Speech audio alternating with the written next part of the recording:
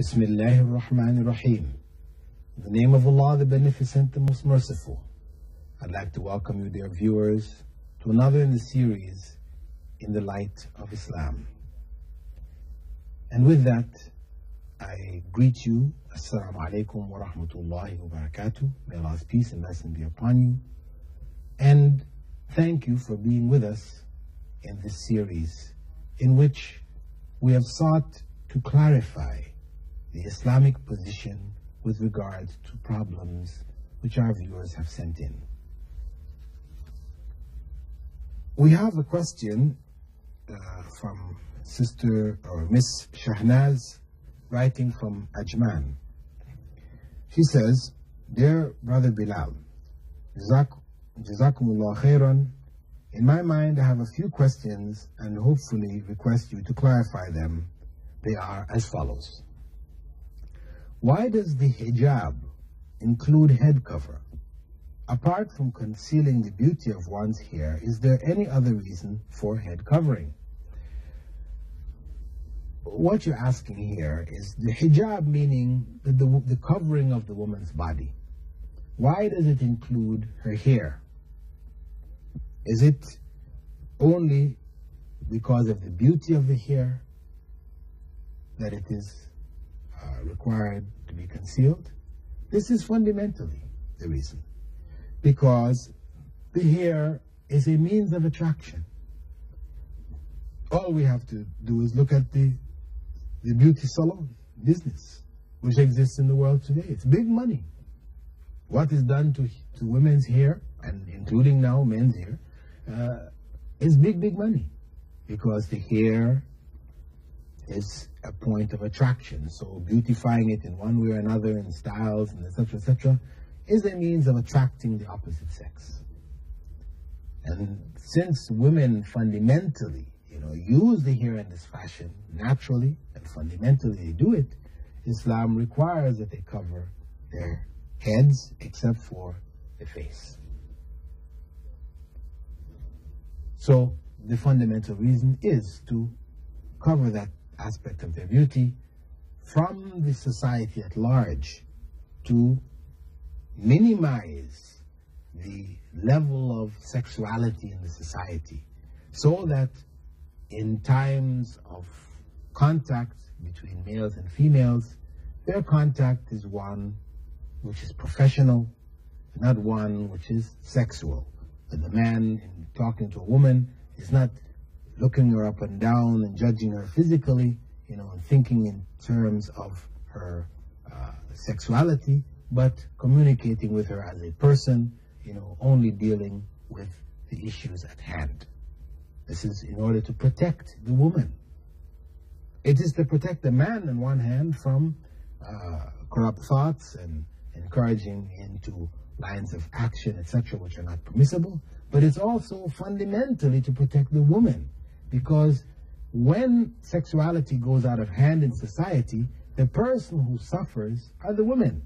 Just recently in New York, a young woman from Brazil, I believe it was, jogging in the park in New York City, is murdered, raped and murdered.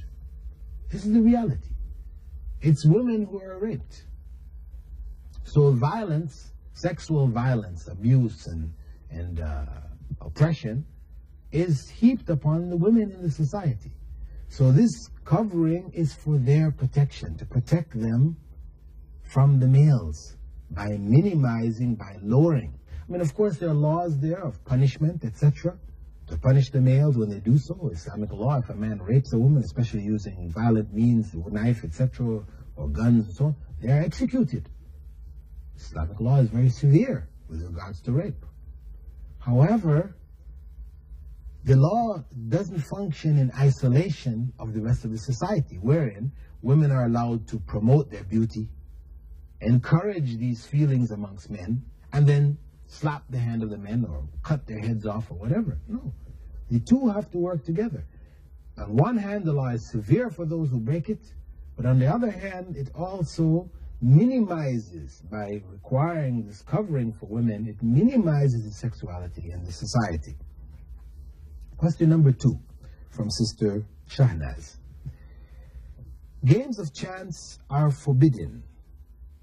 There are infinite competition in which the winners are chosen through draw, and there are also different kinds of collect and win, scratch and win, etc., etc. Which out of these are permissible? Fundamentally, what is not permissible about games of chance is gambling, where people are involving money. You buy a ticket, and if your ticket is drawn, you win a this or a that or this much money or whatever. The raffles, the lotteries, these are what are clearly forbidden in Islam. Forbidden in the Quran in no uncertain terms, that this is from the work of Satan. Clearly forbidden. Where there are prizes given, you shop at the store, you sign a paper and they give a prize for those who shop at the store.